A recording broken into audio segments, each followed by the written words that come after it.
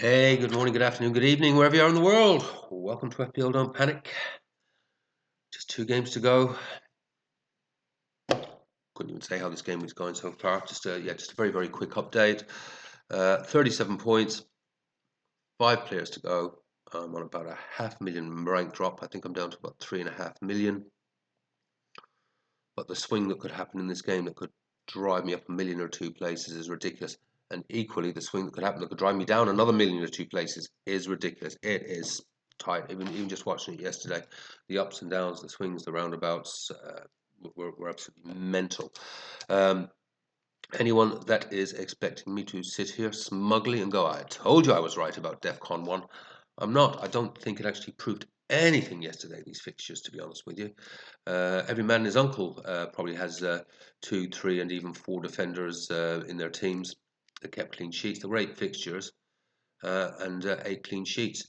And the teams that did keep clean sheets, for the most part, were teams that most of us would have had players from. So I don't think there was a huge amount proven around DEFCON 1, around DEFCON. Except that, yeah, if you did have a player back 4 or 5, I know one person, Chris, I think I just spotted, had actually did go the back 5, and every single one of them came in. But that is an anomaly of a game week. What DEFCON gives you is if you do play the back 4 or 5, is that hopefully you do pick up those couple of clean sheets, but the ceiling of the other players is like 3 or 4 points, and so it's a real anomaly of a week. So I wouldn't read too much into that one, except obviously if you did actually go the back 4 or 5, you're probably having a decent enough week. Now I don't know whether I've went the back 4 in the end. Thank God I did actually make a last second decision, literally last second, and put Sinisi on the bench and played Tarkowski. No, I don't even know. I was thinking about benching Tarkowski. I just had a feeling Villa were going to score and Sinisi's been going so well, but I thought, whoa, yeah, no, that's not a wise decision. David Moyes' teams do keep clean sheets, and Villa pretty woeful, pretty woeful.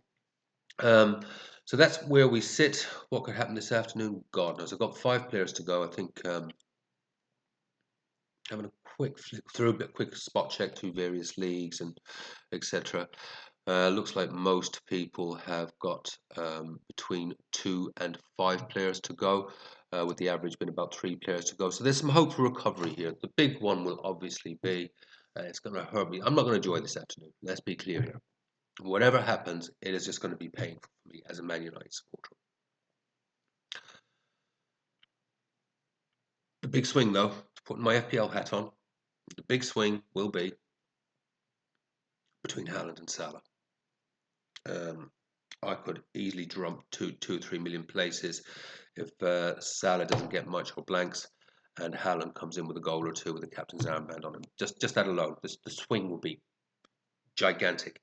Equally, if Haaland blanks and Salah comes in large, I could find myself dropping by another 2 or 3 million places. It's just that volatile. We'll see what happens. But hopefully, and again, as United supporter, it pains me. Hopefully, the other Liverpool boys will come in for me. Van Dijk. Hopefully, we'll get the poor house of clean sheets. Maybe even a little attacking return would be very nice. And obviously, Gakpo and Ekitike. And hopefully, Salah may provide an assist or 2 to 1 or 2 of those. But at least that covers me a wee bit there. Who the hell knows, guys? Who the hell knows? So that's where we stand at the moment. We'll see how that finishes. How I feel in a few hours' time. There'll be mixed emotions, whatever happens. That thing I can guarantee. Happy, sad, I think, is on the horizon for me. Whatever happens. Team for next week, just briefly. Obviously, at this stage, this is, I guess you'd say, this is the bus team. So I haven't put it in the spreadsheet yet. Obviously, I haven't got the final numbers, scores and doors for this week to understand the averages and the form and who's performed, etc., and all that stuff. But I would have to say this is always going to be an awkward fixture week. This one, I'll talk about it more in depth when we do the weekly wash up and set the team for next week. But game week 5 was always going to be an awkward fixture week. by and large, the fixtures don't look too bad. There's obviously some very awkward ones there, though. I think the Petrovic Newcastle home, yeah, might not be too bad. We could see a potential clean sheet there, but Newcastle haven't been pulling up many trees on the other scoring front. Your striker looks reasonably handy though. Could be worth putting on the watch list. Yeah, could well be worth putting on the watch list. But what are they going to do with Wizard? That's what I want to know. Wizard would interest me once he starts getting some game time. Virgil, Everton home, absolutely fine. Senesi, Newcastle home.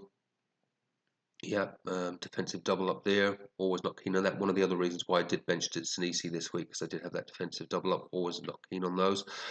And Lacroix, West Ham United away. Yeah, that's fine. Obviously, West Ham reverted to type yesterday with the 3-0 loss to Spurs.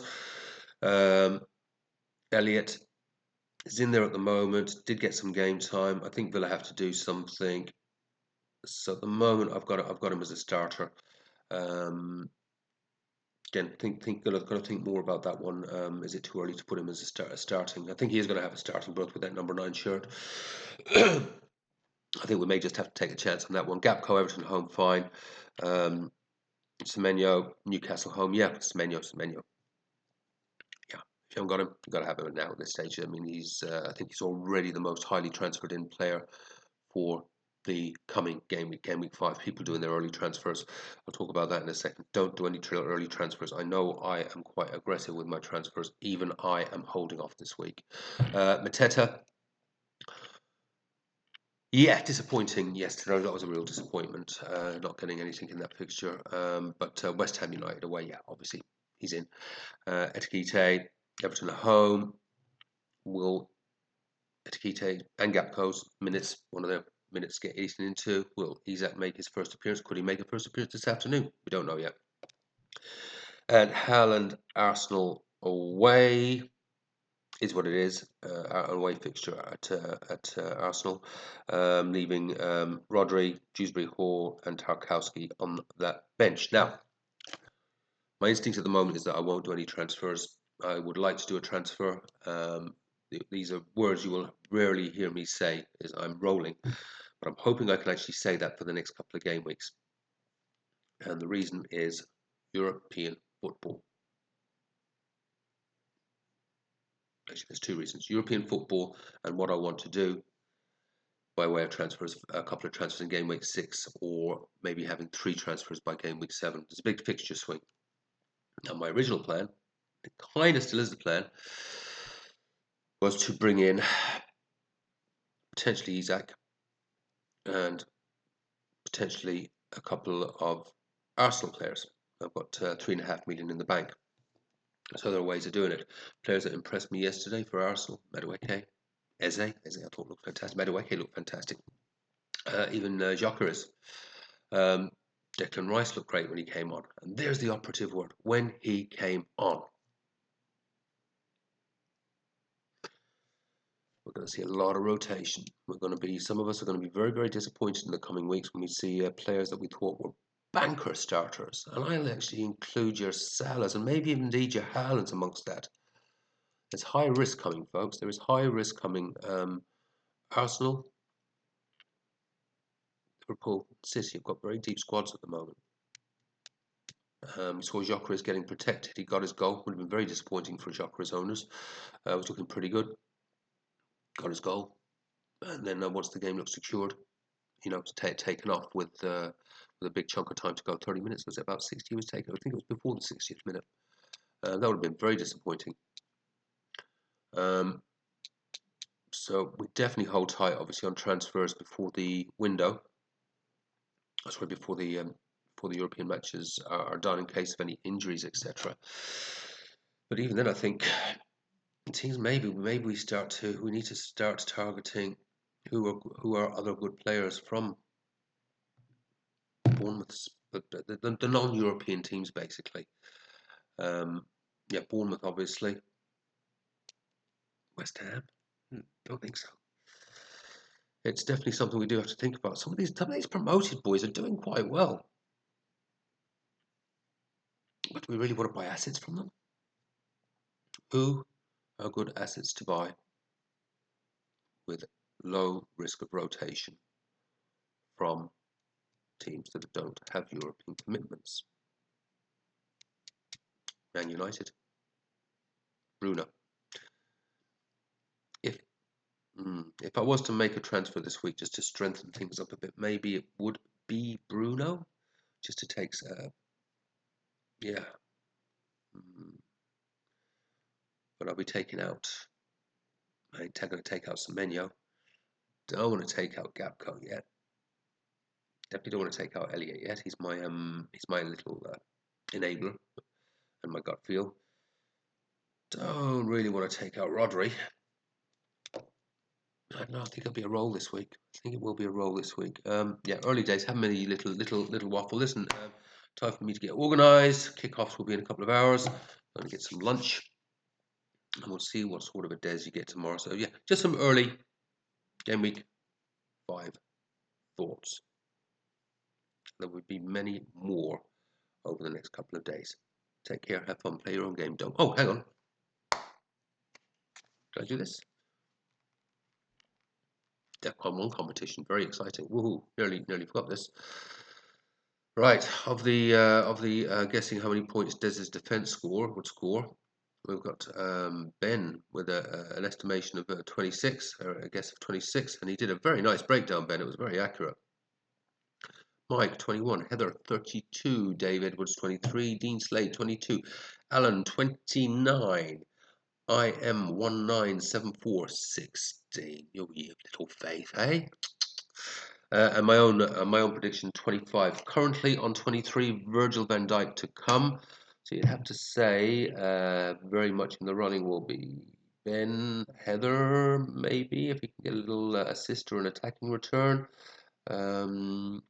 Dave, maybe if he gets sent off or just gets the 1-pointer.